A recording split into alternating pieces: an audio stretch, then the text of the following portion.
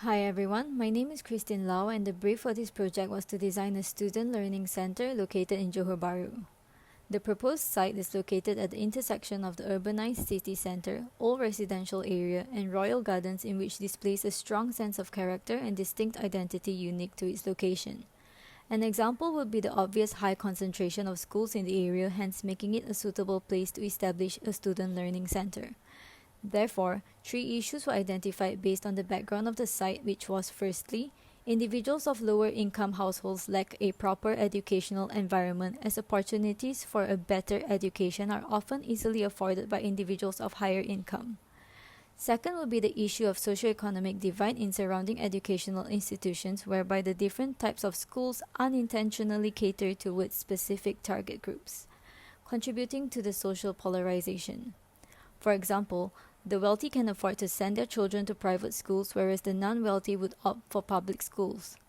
Third is a less concrete and more widespread issue of growing class tensions in modern society, whereby capitalism has resulted in the growing divide between richest and poorest households. This is extremely dangerous as it could result in the lack of empathy towards sufferings and hardships faced by individuals from lower income households. Hence, my proposal for the Johor Bahru Inclusive Learning Center called Palace of Equity. The target users are students, professional educators, and the public, whereas the client of the Inclusive Learning Center is Teach for Malaysia, which is a non-profit organization focused on giving all children in Malaysia the opportunity to attain an excellent education. Next, the objectives of the Inclusive Learning Center is to provide an enriching learning space catering towards students of lower income households, focus on integrating individuals of different socio-economic status, and to provoke discourse and debate surrounding the social, political, and environmental challenges faced in achieving equity in education. Hence, the aim of this building is to utilize semiotics in architecture in order to highlight the issue of social polarization and the lack of equity in the educational system. But what is semiotics in architecture? Semiotics is the study of systems of science which allow communication between individuals. When we look at architectural forms and its visual language, the surface shows us its facade or composition, but it is the underlying meanings and values behind its symbols which bring forward the importance of semiotics in architecture. The building takes precedence from Robert Venturi's design philosophies where he advocates for complexities and contradictions in architecture, which promotes richness of meaning rather than clarity of meaning. From an outside perspective, the building is meant to give off the feeling of an educational institution during the medieval period where its resources were made only accessible for the elite. However, these institutions were normally gated and kept away from the public. In contrast, this building utilizes 4 structural walls as an entrance gateway into a place where knowledge is stored. According to Venturi, an architecture which includes varying levels of meaning breeds ambiguity and tension, which tends to include both and rather than exclude either or. The Palace of Equity is a manifestation of both and, whereby the plan of the building is symmetrical yet asymmetrical with its seemingly square planning around a courtyard space, but overall it is a rectangular plan. Besides that, the 4 structural walls at the entrance are incorrect as they are bisected by 2 arched walls which meet at a column at the center. This fragmentation produces a duality which decreases their unity.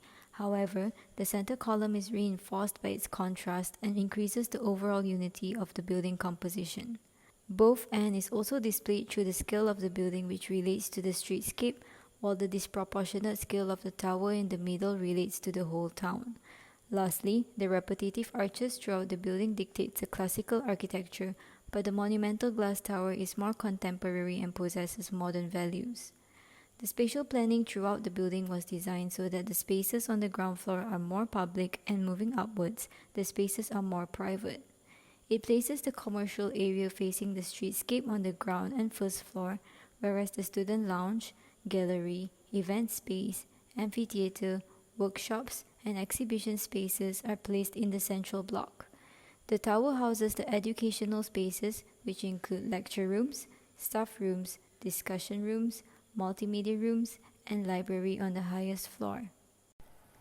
Moving on to the concept, Journey Towards Unity, the building comprises a 4-part design scheme mapping the journey out from division, collision, and reflection to unity. The foundational value of the concept being that education should be inclusive rather than exclusive. The first part, division, is meant to signify the issue of educational equity which is obvious but never acknowledged.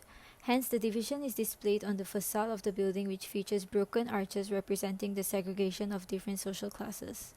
The higher arches placed on top of the lower arches represent the overbearing feeling of the lower social classes constantly being exploited and oppressed by the elite. The division is also displayed through the programs whereby the ground floor features informal commercial spaces which serve the common folk. In contrast, the commercial spaces on the first floor are more established and high-end. The second part is collision, which portrays the collision of conflicting ideas among different social classes and the obstacles faced when trying to communicate their differences. It is most blatantly displayed by the placement of the column obstructing the path at the main entrance into the building and the side entrances which feature double swing glass doors with a glass panel placed in between the doors. This ambiguity or architectural language is a representation of a collision which triggers people to stop and question why it was designed that way. Similarly, when encountering the issue of educational equity, it is important to stop and question the customs that people have conformed to and encourage discourse in order to find the best solution to the problem.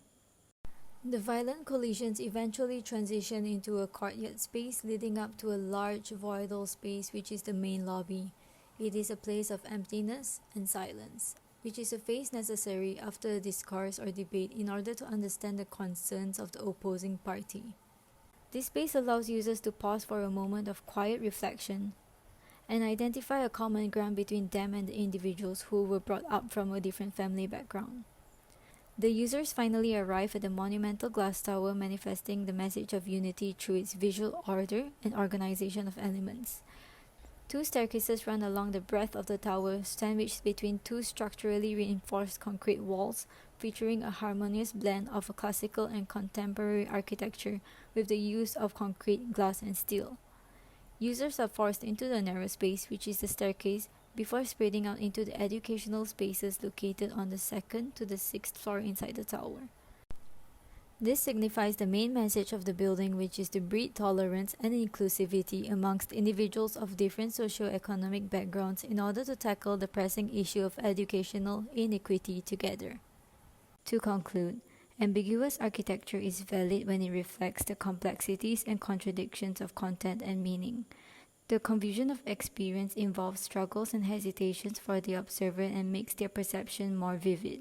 As Louis Kahn once remarked, architecture must have bad spaces as well as good spaces because the irrationality of a part will be justified by the resultant rationality of the whole.